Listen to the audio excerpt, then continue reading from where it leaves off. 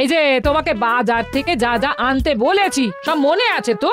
মনে থাকবে কি থাকবে না জানি না, তাই আমি কাগজে একটা ফর্দ বানিয়ে নিয়েছি। গোপাল দাদা, পুঁটির মায়ের দাঁতের যন্ত্রণাটা আরো বেড়েছে। কাল সারা রাত যন্ত্রণায় ছটফট করেছে। আমাদের বৈদ্যমশাই দাঁতের শল্য চিকিৎসা শিখতেই বাইরে গেছেন, আজকের মধ্যেই আশা করি চলে আসবেন। কিন্তু ও যে আর পারছে না। শোনো, তুমি একটা তুলোর মধ্যে লবঙ্গ তেল দিয়ে পুঁটির মায়ের যে দাঁতে ব্যথা হচ্ছে তার গোড়ায় রাখো। বৈদ্যমশাই এলে আমি তোমাদের বাড়িতে যেতে বলছি। আচ্ছা গোপাল দাদা। যাই, বাজার থেকে চটপট ঘুরে আসি, এরপর আবার রাজসভায় যেতে হবে।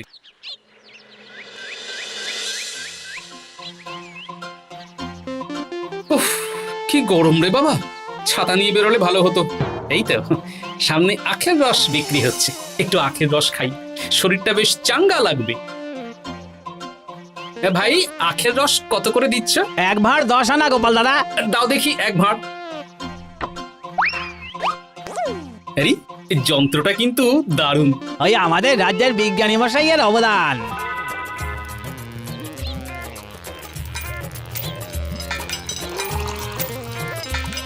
এই নাও গোপাল দাদা।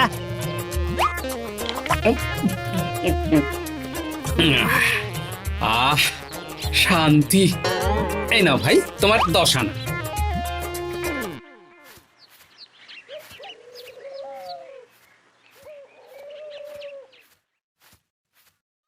কি রাজবৈদ্য, এই ফিরছ নাকি? হ্যাঁ, এতদিন আমি দাঁতের চিকিৎসার ব্যাপারে তেমন কিছুই জানতাম না, এবার সব শিখে এসেছি। ভালোই করেছো, তুমি একেবারে প্রথম রোগীকে দেখে তারপর রাজসভায় এসো। প্রথম রোগী? পুটির মা গো, কালকে সারা রাত যন্ত্রণায় ঘুমোতে পারেনি। আরে আর বলো না, কদিন আগেই পুঁটির মাকে নিয়ে পুঁটির বাবা আমাদের বাড়িতে এসেছিল। দেখলাম ওই বাড়ির দাঁতে বিস্তর সমস্যা। সেই জন্যে দাঁতের শল্য চিকিৎসা শিখতে চলে গেলে? ঠিক তাই, আমি ব্যথা কমার পথ্য দিয়ে এসেছিলাম। দেখি এবার দাঁতটা তুলেই দিতে হবে। তাহলে তুমিও পুটিদের বাড়িতে যাও, আমি বাড়িতে থলে রেখে আসছি। আজ না হয় দুজনে একটু দেরি করেই রাজসভায় যাব। বেশ বেশ।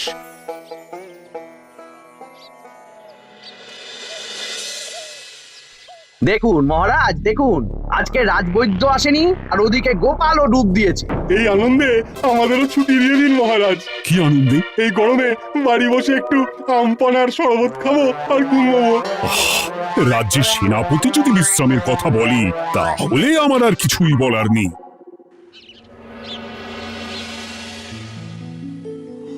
এই তো দাঁতটা পুরো পোকায় খেয়ে নিয়েছিল। এখন দুদিন কোনো কথা বলা যাবে না, শুধু জল বা তরল জাতীয় খাবার খাবে।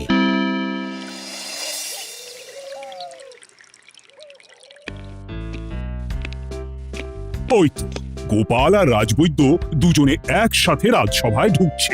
রাজবৈদ্য মশাই ওনার জীবনের প্রথম শল্য চিকিৎসা করছিলেন, তাই আমিও দেখছিলাম। তা কি রাজবৈদ্য, সফল হয়েছো? হ্যাঁ মহারাজ, পুঁটির মায়ের একটা মাড়ির দাঁত পোকায় খেয়ে নিয়েছিল, সেটাই তুলে দিলাম। ভালোই হলো, আমাদের রাজ্যে কোনো দাঁত তোলার বৈদ্য বা চিকিৎসক ছিল না।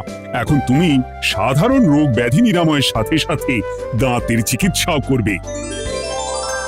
কিন্তু মহারাজ, একটা যে সমস্যা আছে। আবার কি সমস্যা? আমি যে দাঁতের শল্য চিকিৎসা করি এটা তো আর রাজ্যবাসী জানে না, তাই কতজন আর আমার কাছে আসবে সে নিয়ে আমার সন্দেহ আছে। মানে তুমি চাইছো যাতে তোমার কাছে বেশ কিছু রোগী তাড়াতাড়ি আসুক, যাতে তুমি অনুশীলনও করতে পারো, তাই তো? একদম ঠিক ধরেছেন মহারাজ, কাজ না করলে হাত পাকাবো কি করে? তাহলে ঢেড়া পিটিয়ে বলে দিলেই তো হয়। এতে তেমন ভালো কাজ হবে বলে মনে হয় না। তা তুমি কি বলতে চাইছো গোপাল? প্রচার হবে, কিন্তু একটু অন্যভাবে। কিভাবে? আজ বিকেলে আমি রাজবৈদ্যর হয়ে প্রচার করব, শুনে নেবেন। বেশ। শুনুন শুনুন শুনুন, আমাদের কৃষ্ণনগরের রাজবৈদ্য এখন দাঁতের শল্য চিকিৎসাও করছেন। যারা যারা আমাদের রাজবৈদ্যের কাছে দাঁত তোলাবেন, তাদের দাঁত তোলার পরে দুদিন কোনো শত্রু থাকবে না। চিকিৎসার সময় সকাল 7টা থেকে সকাল 10টা পর্যন্ত।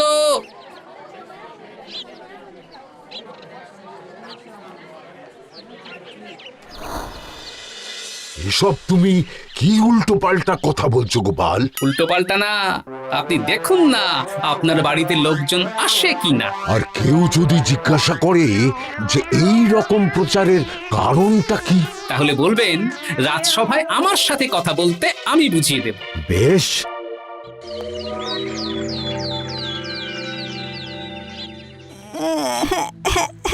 তোকে বারবার বলি এত মিষ্টি গুড় কাঠি খাস না।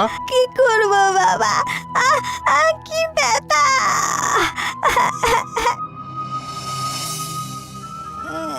বাড়ি হাতে নাকি বৈদ্যমশাই? হ্যাঁ আছি আছি।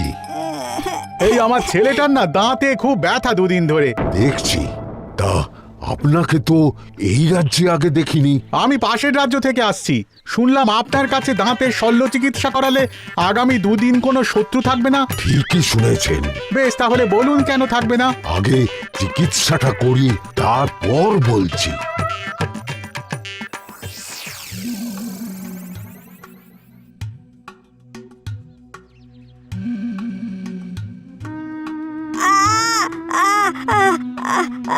আর চিন্তা নেই, এখন দুদিন কোনো কথা বলা যাবে না। এবার তো বলুন আমার ছেলের আগামী দুদিন কোনো শত্রু থাকবে না কেন? আজকে রাজসভায় চলে আসুন, ওখানে গোপাল এই প্রশ্নের উত্তরটা দিয়ে দেবেন। তা বৈদ্য, তোমার কাছে আজকে কেউ এসেছে? সকাল সকাল দাঁত তুলে এলাম মহারাজ। বাবা, একদিনের প্রচারই এই ব্যাপার? মহারাজ, মহারাজ বাইরে কয়েকজন অপেক্ষা করছে, তারা গোপাল দাদার থেকে কিছু জানতে চায়। তাদের ভিতরে আসতে বলো।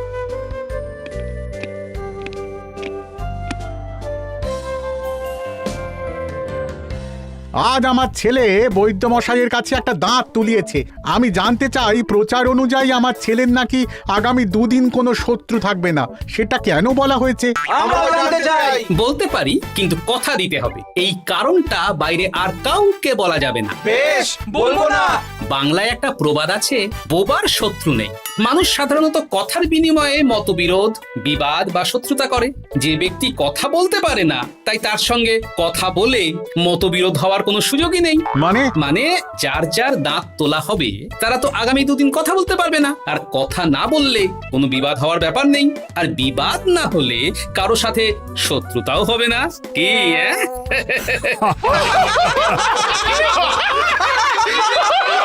এই জন্যই তুমি হাসির রাজা গোপাল ভাঁড়। এ তোমার কথা শুনতে যাবে? একদিন না হয় প্রচারের চমকে এলো, এরপর কিভাবে আসবে শুনি? এরপর রাজবৈদ্যের সুনামেই লোকজন ছুটে ছুটে আসবে। বাহ বাহ বাহ, তোমার কত জ্ঞান। মহারাজ, এই কথা শুনে আমার মাথাতেও একটা বুদ্ধি এলো। অল্প পুঁজিতে শুধু প্রচারের জোরে এত রোজগার করব না, গোপাল হাঁ করে দেখবে। নিশ্চয়ই কোনো লোক ঠকানোর কথা ভাবছেন। মোটেই না। আচ্ছা, আগামী 3 দিন ব্যাপী মেলা হবে, সেখানেই তোমরা দুজনে তাহলে ব্যবসা করো। বেশ, করব। যে সবচেয়ে বেশি রোজগার করবে তাকে আমি 50 মোহর পুরস্কার দেব। রাজি। মেলার শেষে আমার প্রশংসায় পঞ্চমুখ হবেন, সবাই দেখে নেবেন।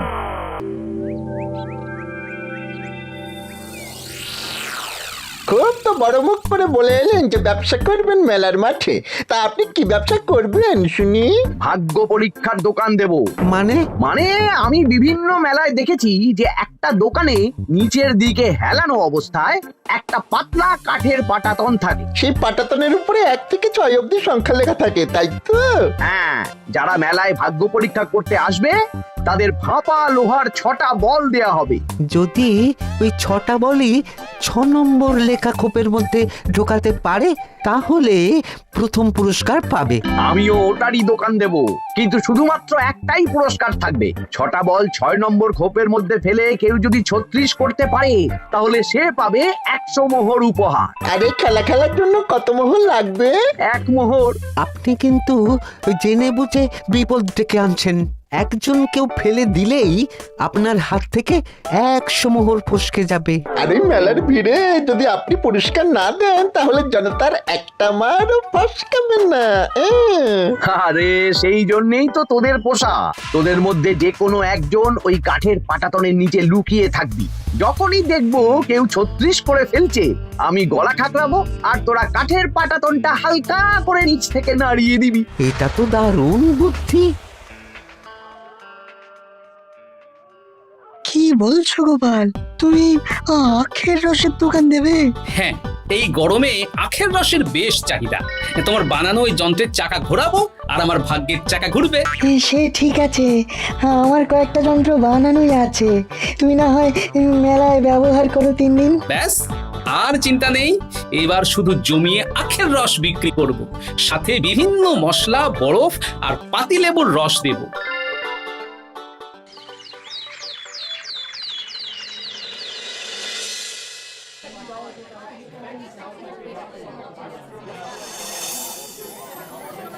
এই দোকানের পানীয় খেয়ে মন হবে বশ।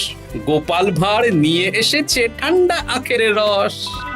আরে গোপাল দাদা, তুমি আখের রস বিক্রি করছো? ঠান্ডা আখের রস কত করে গো গোপাল দাদা? 1 ভাঁড় মাত্র 10 আনা। 6 ভাঁড় দাও। এক্ষুনি দিচ্ছি। আসুন আসুন আসুন, সবাই আসুন। আসুন আসুন আসুন, এদিকে আসুন, এদিকে আসুন, ভাগ্য পরীক্ষা করুন। 1 মোহরে 100 মোহর।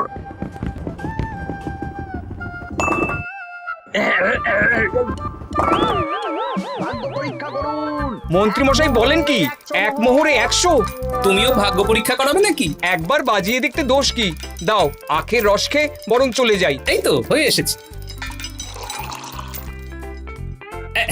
এই নাও, ধরো।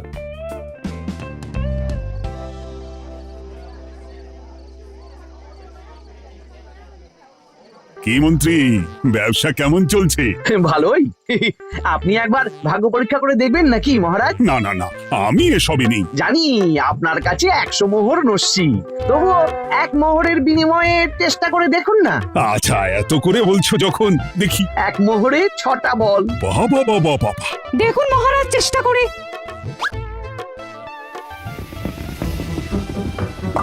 এই তো একটা 6 পড়েছে, আবার চেষ্টা করুন। জয় মা জয় মা।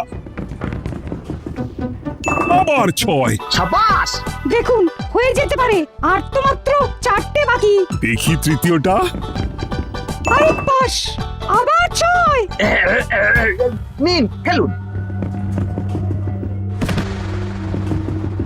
এই যা, হলো না। আরেকবার প্রথম থেকে চেষ্টা করবেন নাকি মহারাজ?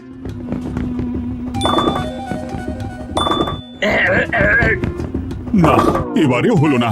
2 মোহর জলে। অন্য সব জায়গায় বাকি সংখ্যাতেও পুরস্কার থাকে, আপনার এখানে নেই কেন?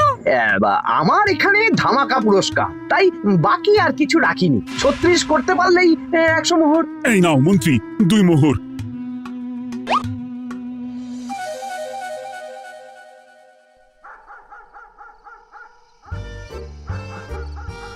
কি মন্ত্রী মশাই, আর তো মেলায় লোকজন নেই, বাড়ি যাবেন না? তুমি যাও না, আমি একটু পরে যাব। বেশ, আমি এগোলাম। গোপাল আর মন্ত্রী, তোমাদের কার কেমন রোজগার হয়েছে একদিনে? মহারাজ, কালকে আমার 7 মোহর 20 আনা রোজগার হয়েছে। আমার 70 মোহর, কিন্তু খরচ কিছুই হয়নি, কারণ কেউ 36 করতে পারেনি মহারাজ। বাহ বাহ বাহ। আমি তো বলেছিলাম, আমি যখন ব্যবসা করব, গোপাল আমার ধারে কাছে দাঁড়াতে পারবে না। বেশ, এখনো তো আজ আর কাল 2 দিন মেলার বাকি আছে। 2 দিনেও আমার 2 কানা করিও খরচ হবে না, শুধুই রোজগার। গোপাল যতই প্রচার করুক আর যতই ভালো আখের রস বানাক না কেন, আমার ব্যবসাকে টপকাতে পারবে না। ঠিক আছে, আজকে আমি একবার ভাগ্য পরীক্ষা করে দেখবো। আমার দোকানে সুস্বাগতম। নাও সেনাপতি, চেষ্টা করে দেখো। দিন বল। আমিও সেনাপতির খেল দেখতে এলাম। প্রথম বল, এই যে গড়িয়ে গড়িয়ে গড়িয়ে 6 নম্বর। সাব্বাস সেনাপতি। আবার 6, তৃতীয়, চতুর্থ, পঞ্চম। আরেকটা ফেলতে হবে। নাও সেনাপতি। ষষ্ঠ বল, এই যা, হলো না। এটা কি হলো? আবার চেষ্টা করো তো সেনাপতি। হ্যাঁ, 3টে হয়ে গেছে, এবার 4 নম্বর। এই যা, 4 নম্বরে চলে গেল। ধুর চাই। ব্যাপারটা কি? মন্ত্রী মশাই গলা খুসখুস করার পরের বলটাই পরপর 2 বার অন্য ঘরে পড়ল। নিশ্চয়ই কোনো রহস্য আছে। না, আজকে রাতে ব্যাপারটা দেখতে হবে। চলুন মন্ত্রী মশাই, পুরো মাঠ ফাঁকা, একা একা মশা মারবে নাকি? আমি পরে যাব, তুমি যাও তো। বেশ।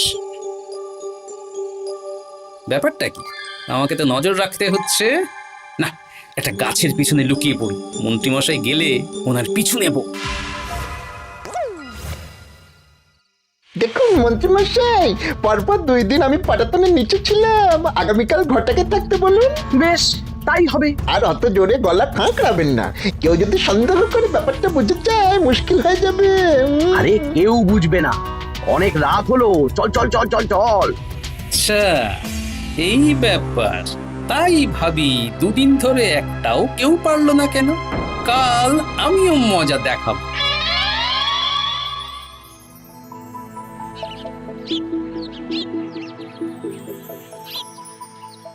বাবা চলে এসেছেন দেখছি। এত চাহিদা না আমার এই ভাগ্য পরীক্ষার, তাই আগে আগে চলে এসেছি। মন্ত্রীমশাই, আপনাকে মহারাজ এক্ষুনি ডাকছেন। এখন কেন? সে তো জানি না, চলুন।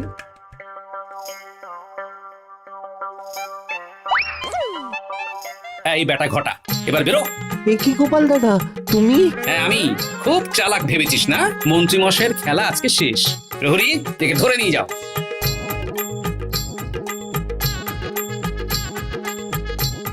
বিজ্ঞানী, তুমি তোমার চুম্বক নিয়ে এসেছো তো? হ্যাঁ, এবার 6 নম্বরের নিচে একটা টান টান করে সমান রেখা টানতে হবে, আগা থেকে গোড়া অবধি। তুমি তো সব সকালে বুঝিয়েই দিয়েছো। দাঁড়াও, দাগটা টেনে নি। একদম 6 নম্বর খোপ অবধি যাচ্ছে, সেই অনুযায়ী টান টান করে দাগ টানো। এই টানছি, তুমি বাইরে নজর রাখো। নজর রাখছি। কাজ হয়ে গেছে, তুমি একবার অনুশীলন করে দেখে নাও। হ্যাঁ দেখছি। শুরু করো। শুরু করছি। একদম পাক্কা আছে। দূর, কেউ ডাকেনি, অকারণে সময় নষ্ট করলো। কতগুলো খদ্দের ফিরে গেছে কে জানে। কি হলো মন্ত্রীমশাই, এত রাগ কিসের? রাগ হবে না, ওরই বেটা আমার সাথে মজা করছিল। বেশ অনেকজন খদ্দের ফিরে গেল, আমার কত ক্ষতি হয়ে গেল।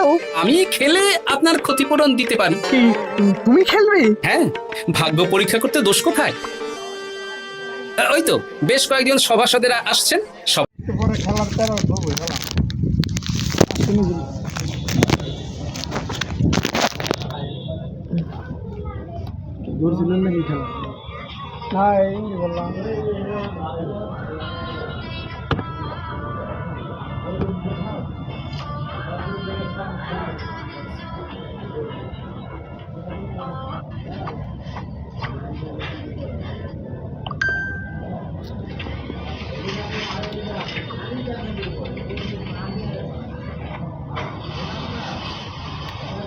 ওই সুইচ ঘুরাই দেয় না।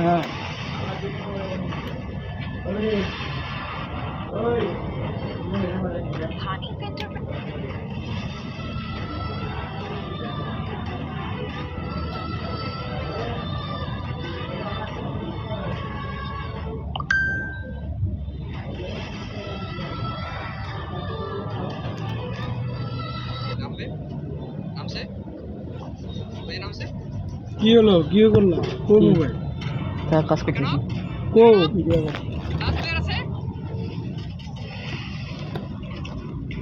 ভিডিও দিবে মাঝখানে মাঝখানে।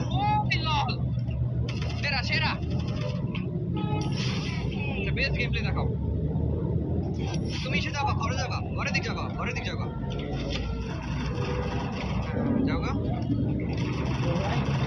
সুন্দর। 2v3 এই নামছে নামছে নামছে। ওই লাস্ট প্লেয়ার না 1v2 1v2 এই বড় আছে। আইরে ঘরে ঢুকো। হ্যাঁ ঘরে জায়গা হালকা জায়গা আছে। Last player 1v1। এই দেন না মারিছে। আমি তো মানসিক সমস্যা আছে, আমি রাতে ঘুমাই না, কি করবো? আজ দেখবি না ঘুম কি নিয়ে চিন্তা করে? চিন্তা তো করি না, সাথে নিয়ে চিন্তা করে না, কোনো চিন্তা করতে চিন্তা নাই মাথার মধ্যে। খালি মনে করেন যে ওটা আমার মাঝে মাঝে হয় আমার। আরে আমার কয়দিন ধরে বুঝছো, মাঝে মাঝে আধার মধ্যে চাই দেখি রে ভাই, কিছুই বুঝতে ঘুমের ওষুধ তো খাম নাকি? আরে ভাই আর খাই যাবি না ভাই, আমার মানে শরীরটা খারাপ হয়ে যাচ্ছে। ঘুমের ওষুধ খাই না, আরে ওই ঘুমারই পারতাছি না। কি ঘুমের ওষুধ খাই না, পরে ঘুমের ওষুধ খারাপ হচ্ছে। ঘুমে ধরলে সারা রাত কোনো ঘুমায় না, চাই থাকি মোবাইল টিপতে বিরক্ত লাগে। আর কতই মোবাইল টিপ একলা একলা বিছানাতে সাক্ষাৎ করতেছি, কোনো সমস্যা নেই শরীরে। কোনো টেনশন নাই তারপরে বিয়া করেন আর এক টেনশনে ঢুকে দিলে এখন তো দেখি রাত 5টা বন্ধ আগে 4টা বন্ধ থাকি আপনার কথা 5টা বন্ধ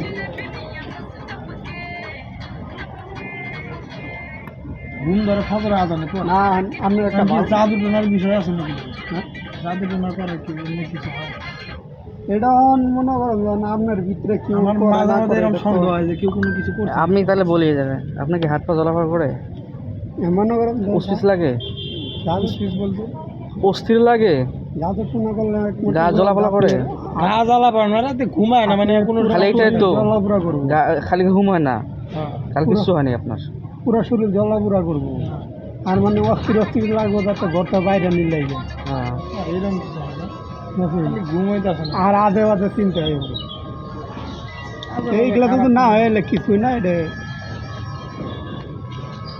আপনার একটা ভালো ছবি দেন তাই আমি একটা ভালো ছবি বিয়ে ঠিক করবেন হ্যাঁ গোয়া মাধ্যমে বিয়ে যদি করবো না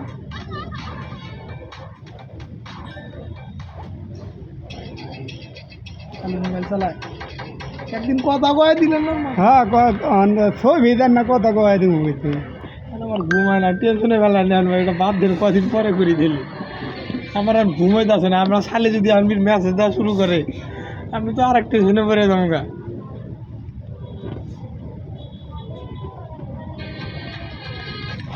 কি করবো বুঝতেছি না কি খাবো না দুধ হয় দেখলে এটা বিয়া সাথে ঠিক তা না না না বিয়ে হয় আমি কই দুধি হয় আপনারা বাড়াইবেন দেখে আইব দুধ পছন্দ হয় আলাপ করবো না হইলে আপনি যদি বিয়ে সাথে গেছেন আমি কইতেছি কি করবো আমার ঘুম হয় না বিয়া করলে মাথা ডিবে দিব করে দিব ঘুম এমনি হবে কি হাতি গাছে বিয়া করে না করবো কি বুঝতেছি না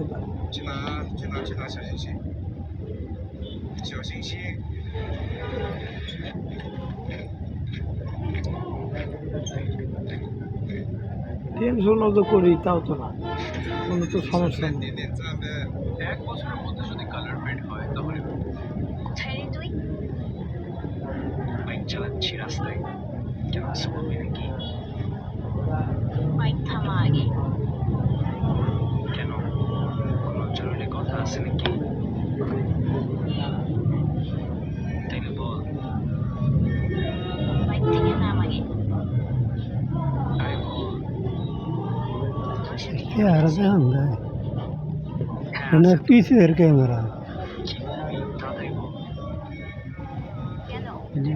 वीडियो যদি বুঝতে পারে এতদিন ইউটিউবার থাকি আচ্ছা তো যা ইউটিউব বাল আরে তুই বল কি বলবি আরে অত জরুরি কথা না পরে বলবো তো অফিসে যা আচ্ছা তুই আর বেশি দিন বাঁচবি না রে আমার মতো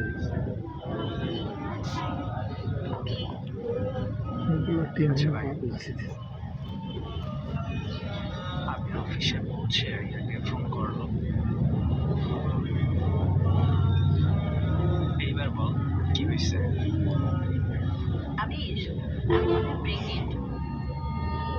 কি করে ইধর করে इधर को रांडे कोई तार दुकान আমাকে দিতে দিব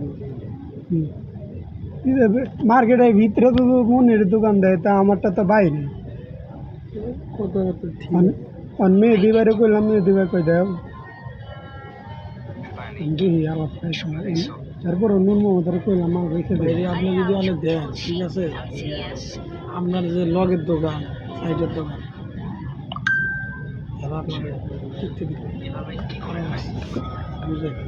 বুঝছি কাপড়ের দোকান হলে সার দোকান হবে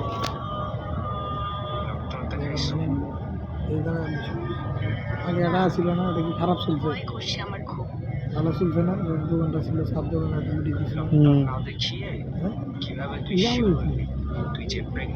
টিকতে দিল